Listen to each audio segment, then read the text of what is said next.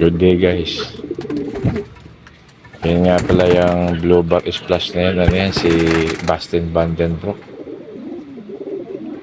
Masyadong restless kasi ano yan eh. Ngayon lang ulit nakapasok sa loop. Ang tagal niya sa double cage. Double breeding cage. Kaya ngayon lang nakawala. Masyadong restless. Tuwan-tuwa siya. Oh. Kakyan eh. Later on, na ano na yan, napurga na ng 2 beses yan.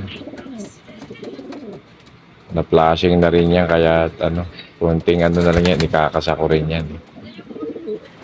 Yan si Bastin Bandan po. Bali, ang mga full sibling yan, finisher ng NDR, Claveria.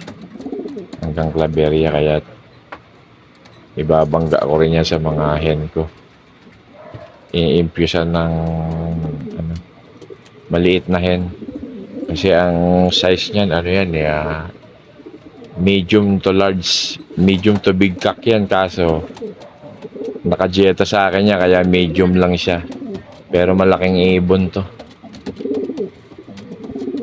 Maaring pang long distance din talaga to. Pwedeng ipares ko to kay Beanstra tsaka dyan sa iba pang mga hen na small to medium para ma-resize siya. Ayan, pinaparisan ni Batik oh. Dating kapares to ng nanay ni Batik. Bating pares ng Luis Chu. Lahat pinaparisan niya oh. Pumapari sa kanya pati itong puti na to.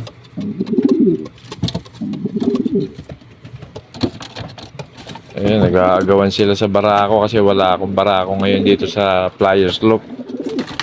Kasi nga, in-anticipate natin yung pagkarga ng last lap para walang hassle ng giitlog yung 2 hen na ikakarga natin ng pagod-pud to. Given a chance, God willing, maikarga yung 2 na yun. Kaya sabik na sabik tong kak na to. Ano na to? Kondisyon na to. Ayun siya, oh, ang kinis na niya. Oh. Naghahanap na lang ng hen. Pero hindi ko pa kasi pinaparisan to. Ayun siya. Oh, kaya nawawala rin. Isang way ko rin yan ng ano eh. Ng recovery sa mga flyer ko yung ganyan. Dahil wala ngayong pares tong mga flyer natin kinakargan 2. Kaya yan. One way of recovery rin yan sa kanila para tumaas yung adrenaline nila. Ma-excite sila. Ayan, pero hindi ko yan pinapakasta para ano, walang chance na pag ikinarga ng Friday para ano, walang deposito para hindi sila mag-iitlog sa ano. Pero by Thursday pwede na sila or earlier Friday pwede naman silang ipagsama yung mga yan para mabuild yung excitement nila para sabik silang umuwi. Ayan. Way of recovery nila yan, may pares sila. Kasi ang ibon, pagka wala silang pares, nagiging off din. Kung saan-saan sila napapadpad dahil naghahanap sila ng pares. Pag namamaris, namamaris tong 2 na to. Sana ito silang laging may kapares. Si Libas nga, inano ko. Yung technique ng maraming paraan ng silibas eh. Pero hindi ko muna yan pinapatungan para ano. Wala silang chance mag-itlog para malakas sila sa track. Saka sa liparan. Pagod-pud to. Sabik na si Bastin, no? Pwede ko yung isang ano yan eh. Pwede yung isang clutch yan dyan eh. Pati kay Black. Check.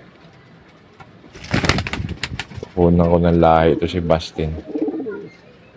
Bago ko i-out to. Kasi hindi naman malaki ang kulungan ko. Hindi ko kayang mag-withhold ng maraming ibon sa ano ko. Maliit lang ang loop ko.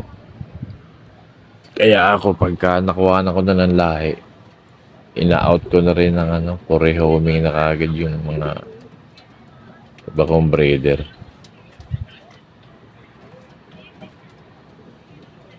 Ayan siya, pares na talaga sila. Awat muna. Family planning. Pwede na nga talaga yan sila. Pagka ano, yan ah. Excite to. Magandang ano rin to si... Ginagamit ko rin tong minsang sitter eh. Maganda mag-alaga ng inakay ito eh. Maganda ang karakter nito. Bilang breeder sitter. Malamang yan. Loob yan. May awan dito makatapos tong dalawa ko.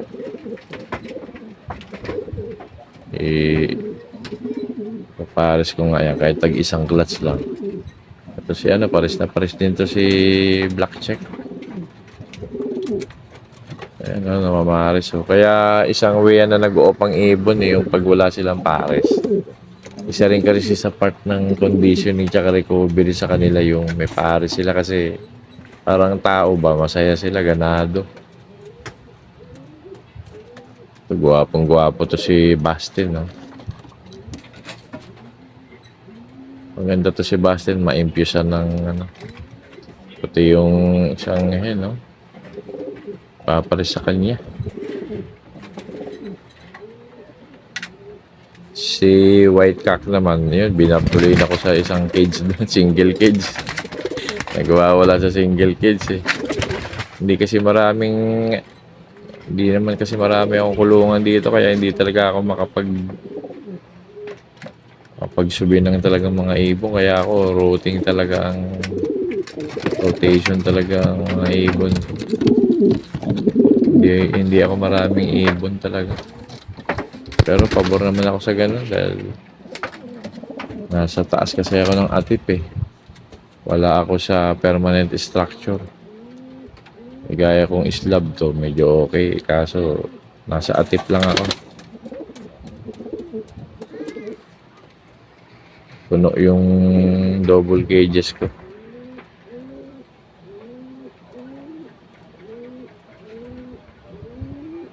Ito, bala kong kuhanan muna ng kahit tag-iisang clutch to si Bastin. Saka ko i-out to. Sebastian, gandang ibon niya. Medium to big cock. Pero ngayon medium siya. Nakajeta sa akin to eh. Dahil di naman batcher sa akin to.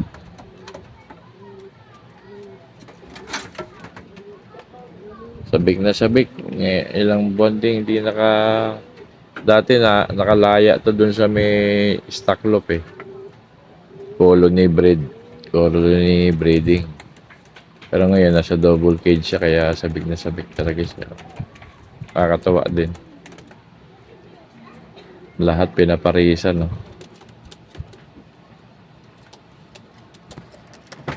Kung wala ngang laro to si Batik, go na yan eh. Kaso kondisyon, no? Napurga ko na kasi yan, 2 purga. Tapos flashing na yan, goods na yan. Tagal na rin nabakante yan. Kasi hindi pwede sa stock loop, magiging congested yung mga breeder na nandoon. Gugulpihan yung mga yan.